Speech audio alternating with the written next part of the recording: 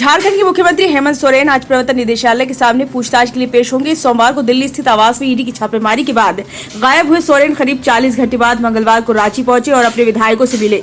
झारखंड की इस राजनीति में पूरे ड्रामे के बीच भाजपा नेता निशिकांत दुबे ने कहा है कि हेमंत सोरेन अपनी गिरफ्तारी की स्थिति में पत्नी कल्पना सोरेन को सीएम के तौर पर स्थापित कर सकते हैं। गौरतलब है कि इससे पहले भी ईडी के समन के दौरान हेमंत सोरेन उन अफवाहों को खारिज कर चुके हैं जिनमें कल्पना को झारखंड में सीएम पद देने की बातें उठी थी। भाजपा ने तब भी अनुमान लगाया था कि हेमंत सोरेन बिहार में लालू यादव के रास्ते पर चलते हुए राबड़ी देवी की तरह अपनी पत्नी को मुख्यमंत्री बना सकते हैं। बिहार में 1996 में लालू ने गिरफ्तारी के बाद सीएम पद अपनी पत्नी राबड़ी देवी को सौंप दिया था।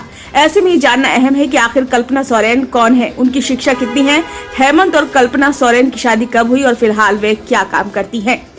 कल्पना सोरेन का जन्म झारखंड के रांची में 1976 में हुआ था। उनके पिता एक बिजनेसमैन हैं जबकि मां गृहिणी है। कल्पना ने इंजीनियरिंग में ग्रेजुएशन किया है जबकि इसके बाद उन्होंने एमबीए किया।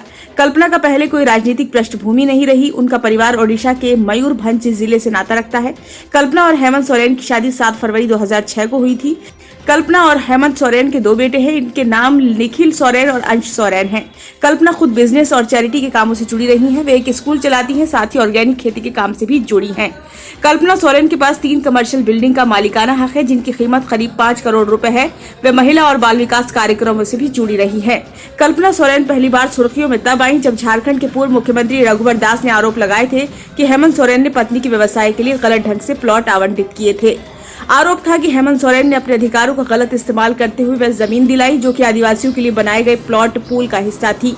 हेमंत सोरेन की जेल जाने की आशंका के बीच कुछ दिनों पहले ही झामुमो के एक बड़े नेता और विधायक सरफराज अहमद ने अपनी सीट खाली कर दी थी। इस इस्तीफे के बाद माना जाने लगा था कि हेमंत सोरेन ने अपनी पत्नी को सीएम बनाने के लिए ये सीट खाली कराई है ताकि उन्हें पद ग्रहण करने के 6 महीने के भीतर विधायक बनाया जा सके।